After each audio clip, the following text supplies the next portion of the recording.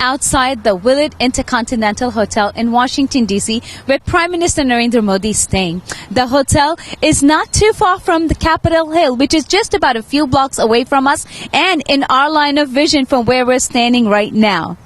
Security is so tight around here. There are barricades set up all around the hotel, but at the same time, for several blocks around the hotel, the streets have been closed off. The closures have been in effect since early this morning. The place is crawling with security service all around.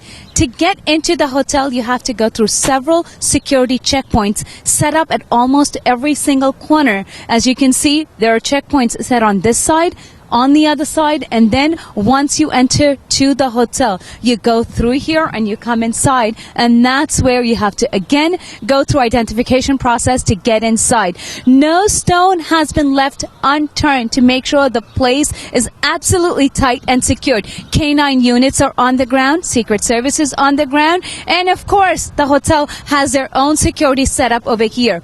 In a little while, in a few hours from now, Prime Minister Modi is going to be coming down and addressing the Indian community which have gathered across the street at the local park here. Hundreds of people are here just to get a glimpse of the Prime Minister and to see and have him address them. And from that, he will be starting his day on with the summit that he's here for. What did you take from it? What is it do you feel that India brought to the table in overall? Well, India brought the future of astrophysics to the table. They are building a detector which is the only such third set of a detector which can look for gravitational waves in the universe. This is what the future of astrophysics is going to be like. And to have a Prime Minister, the top leader who has many other things in life to be occupied about, to be so interested and have the reading that he could ask us like such a perfect questions and expect us be so interested about this whole process was just mind blown. And I understand there were other scientists in the room as well who also gave their inputs on different aspects of science and technology. Yes. So we had the director of the LIGO experiment, David Reitze. Then we had Professor Rana Adhikari, who is an experimentalist. And then we had two more young scientists, which is Nancy and me. I personally do the theory part, that I ask the question that if LIGO sees something, can you say it's a black hole or not? So that's the kind of work that I have done. So after this meeting, how do you feel? How far do you think this implementation will go? From the talks, it sounded really good, but realistically, how did you feel about it? Oh, I felt very optimistic. I've never felt more optimistic in life, I'll say.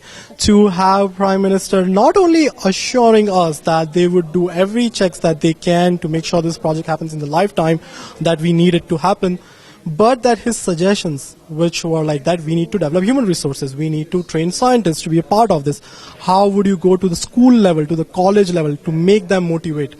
He even gave like an excellent example that, to build toys of like two black hole collisions are, how LIGO works. We should actually do all those science outreach, meet such kind of industry, small scale industry, and get them also part of like such a process. I thought it was phenomenal. So I have to ask you $1 million question. After your studies at Georgetown are done, I'm going to go back to India and work on the LIGO India project. I am very much waiting. Okay. I want to set up like a supercomputer simulation facilities in India, which can be applied not just to the astrophysics, but can be also applied to a wide variety of applications like weather and oceanography. Literature that is coming out from the Nuclear Security Summit, earlier editions also, the kind of legitimacy it gives to nuclear stockpiles. It really does not talk about eliminating nuclear weapons in any manner. It just talks about managing them in a manner that they're secure. So one of the most important things that's come out of the nuclear security, the summit process, has been where countries have agreed to reduce their highly enriched uranium and have low enriched uranium, which cannot be put to this kind of use.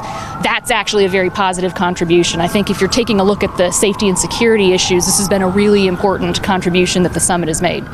Right. So if that be the case, then, for example, there was this report recently from Harvard Kennedy School which said that a possibility of ISIS, for example, getting hold of a dirty bomb from Pakistan is really high. Someone who's a South Asia expert, you see that possibility really? I think people do worry about what could happen in the case of a terrorist attack in Pakistan. People are generally worried about that, and the fact that there are nuclear weapons in Pakistan is certainly a concern. I think if you were to ask any American, that would actually be an issue that kind of starts to rise to the top of the list of concerns. So, someone who has been part of the Obama administration, you think that the establishment here in DC really has kind of leverage with Pakistan that things can be taken care of? Well, that is a big question, isn't it? I think certainly I'm well aware of the concerns that friends in India have had for years.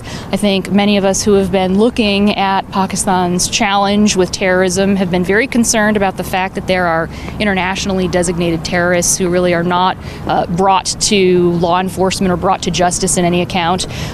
If you were to ask U.S. members of Congress, they've become very concerned about specifically this issue of terrorism and what we see unfolding there.